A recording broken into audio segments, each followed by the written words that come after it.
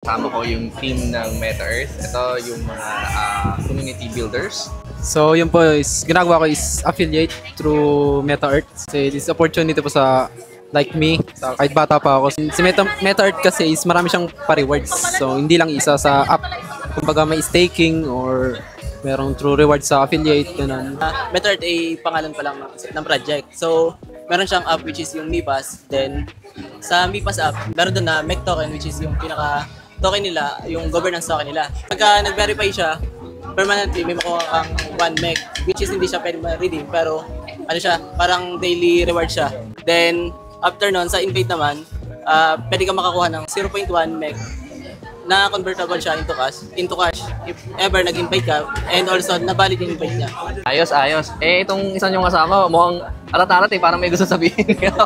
Already nang kumain. Pero mabilis na lang, Paps. Ano ba yung ginagawa mo sa MetaEarth? MetaEarth na, ayun yan, nasabi na rin po nila na may kapag-invite na paglagay ng pera sa wallet, kikita ka din. So, yung value ng MetaEarth na yun, tumataas. And, kaya subukan nyo na rin, tapos yun lang. Tapos, meron pa pala, pwede di kayo makapag-travel kagaya namin. Thank you so much. So yan mga Paps. So by the way, hindi lang naman just for invite ang ginagawa for MetaEarth. As you can see, right now, no, nandito nga kami sa Cebu, kahapon galing kami sa Davao. Pahinga kami ng tulong sa mga tao doon. But yeah, right now, pahinga kami at actually magkagabi na pero lunch pa lang namin to.